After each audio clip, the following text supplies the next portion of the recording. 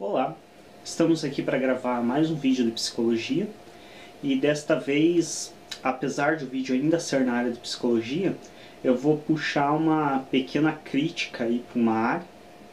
Vou tentar fazer com que o meu posicionamento seja o menos agressivo possível, mas vou estar realizando algumas críticas a uma determinada área aí e a algumas coisas que andam pessoalmente me incomodando ultimamente.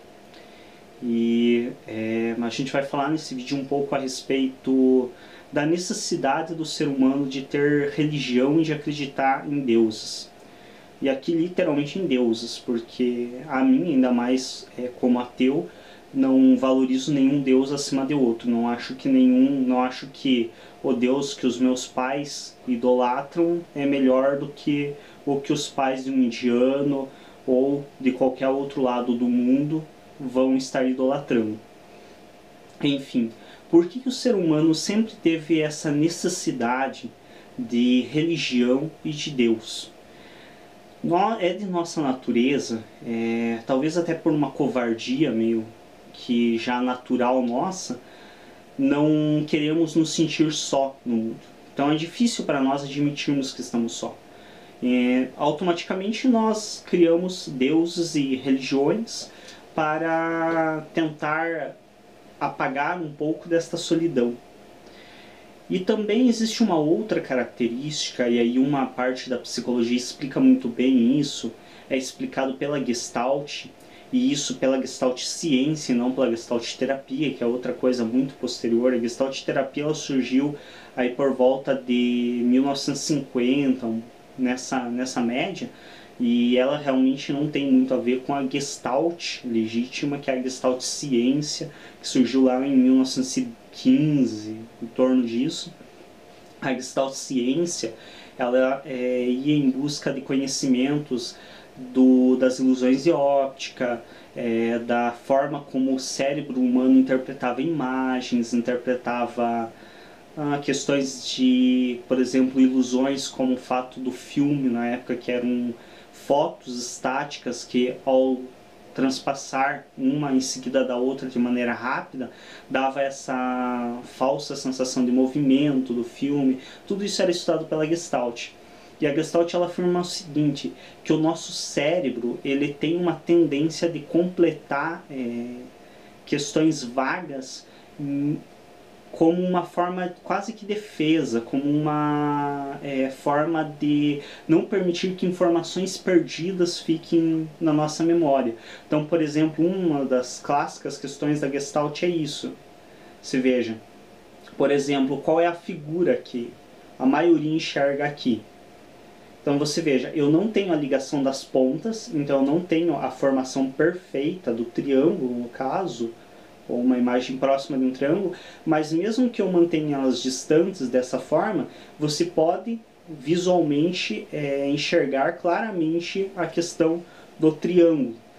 Essa é uma das coisas trazidas pela Gestalt, que ela explica do seguinte modo, que como o nosso cérebro ele não consegue guardar informações que fiquem dispersas, sem relação, sem ligação nenhuma, ele faz uma ligação com algo conhecido. Então, como nós já conhecemos a figura do triângulo, automaticamente, quando eu faço algo do gênero, remete a nós um triângulo, já por eu conhecer essa figura.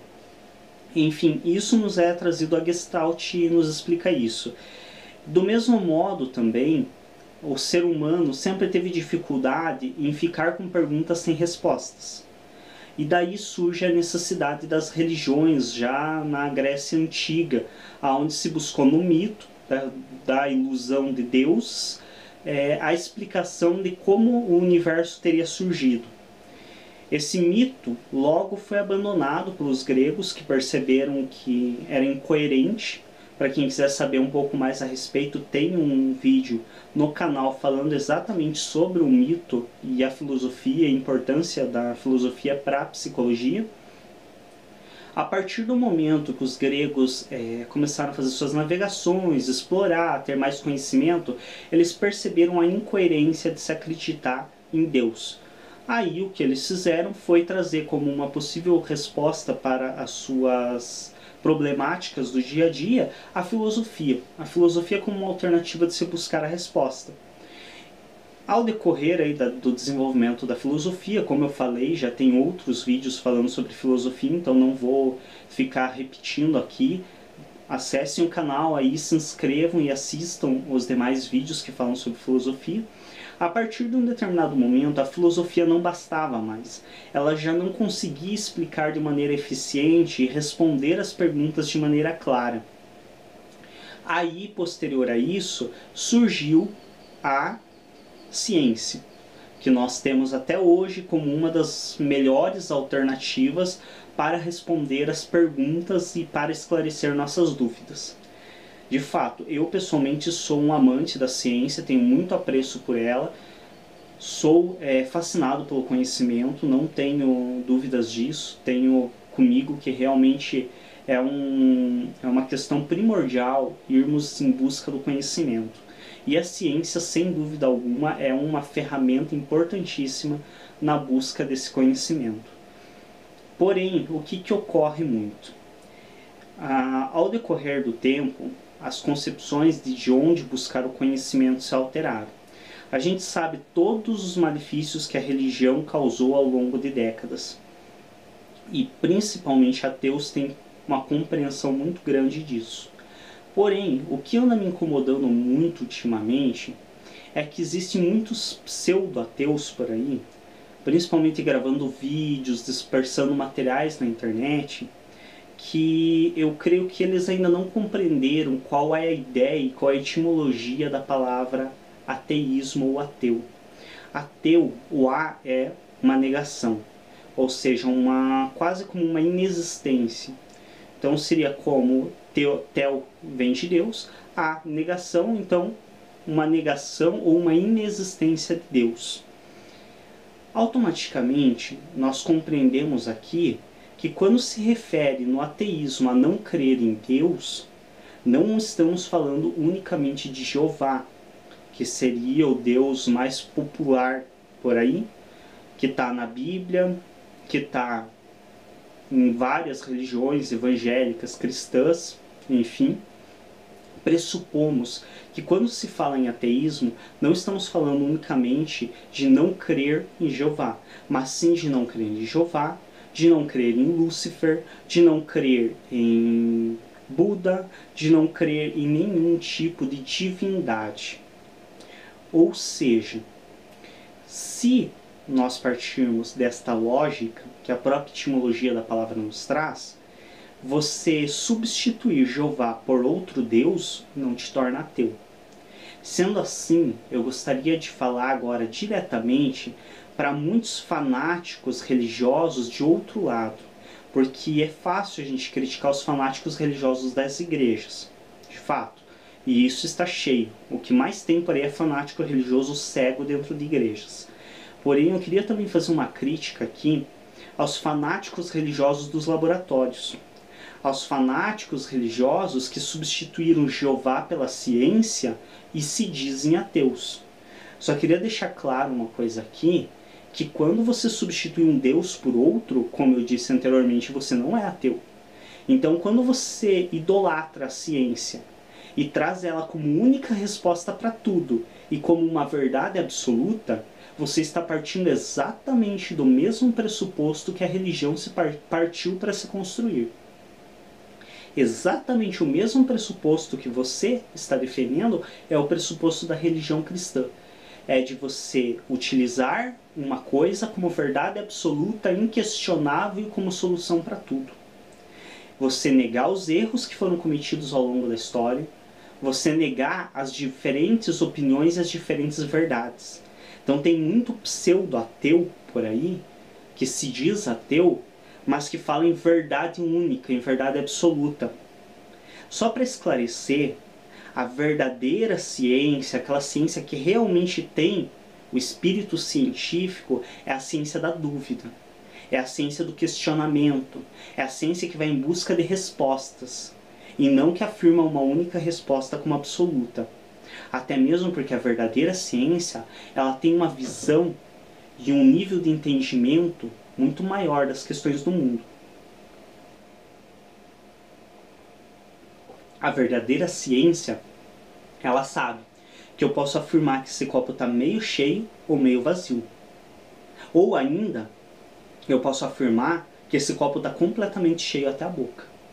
Porque ele está cheio de hidrogênio, oxigênio, carbono, nitrogênio e alguns outros elementos do nosso ar. O fato de ele estar meio cheio de água e meio cheio de ar faz com que ele esteja cheio por completo. O fato de nós não enxergarmos o ar que está dentro dele não faz esse ar não existir. Então tome muito cuidado para os fanáticos religiosos da ciência, que estão trazendo uma coisa tão maravilhosa e tão incrível quanto é a ciência, como só mais uma religião fanática. Como se fosse a resposta para tudo. Sendo que a própria ciência, muitos que a defendem, ao mesmo tempo que afirmam que o universo é infinito, ou seja, não conhecem praticamente nada do universo, são os mesmos que muitas vezes afirmam que é impossível existir vida em outros planetas. Se nós não conhecemos o universo por completo, como podemos afirmar ou presumir o que existe ou não existe ao longo do universo? Ao mesmo tempo, devemos lembrar que assim como alguns anos atrás a igreja foi estúpida e imbecil o suficiente para afirmar que a Terra era quadrada, hoje a nossa ciência tem muitos estúpidos e imbecis que afirmam que o universo é infinito. E até onde nós vamos entender isso como verdade?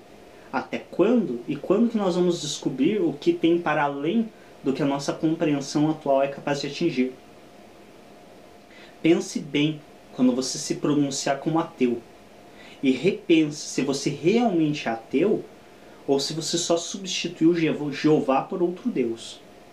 A idolatria é maléfica, é ruim e é destrutiva em qualquer sentido. Seja a idolatria por Alá, seja a idolatria por Jeová, seja a idolatria por Buda, seja a idolatria pelo que for. Todo tipo de idolatria é destrutiva. E o fato de você substituir uma idolatria por outra não te torna melhor do que ninguém. Se você quer ser melhor do que você mesmo, tente não idolatrar. Tente ir em busca de conhecimento. E entenda que existem 1001 maneiras de fazer uma única pergunta. E existem 1001 modos de respondê-la. E a tua verdade e o teu modo de responder não é menos verdadeiro que o do outro. O fato de você enxergar metade do copo cheio com água não faz com que quem enxergue a outra metade cheia com oxigênio esteja errado. É importante que não sejamos exatamente iguais aos demais fanáticos religiosos, porque lá nas igrejas estamos cheios de fanáticos religiosos tapados e imbecis que tiram dinheiro da boca dos filhos, a comida, o dinheiro que poderia pagar a comida dos filhos, eles tiram comida da boca dos filhos para dar dízimo para pastor. E aqui, no nosso mundo, nos laboratórios, nas academias, tem muito fanático religioso que dá prego para o filho comer se um cara de jaleco disser que faz bem. Tem muito fanático religioso na nossa área que vai na farmácia e compra pilhas de antibiótico, de tudo que é porcaria que destrói com o fígado do filho dele, que destrói com o estômago, que causa câncer na garganta, que faz apodrecer os dentes do filho dele, e ele entope de antibiótico, de tudo que é porcaria no filho, porque um cara de jaleco diz que fazia bem. E ele nem se questiona. Ele faz exatamente igual o fanático religioso faz lá na igreja, que pula quando o pastor manda pular, mesmo que esteja com a perna doendo, depois acaba sendo amputada a perna porque o idiota pulou quando não deveria ter feito esforço. O mesmo fanático religioso que tem lá, tem aqui. O mesmo fanático religioso de lá é o fanático religioso que vai na farmácia, compra de tudo que é medicamento, sem nem questionar para o médico por que ele está tomando tanta porcaria.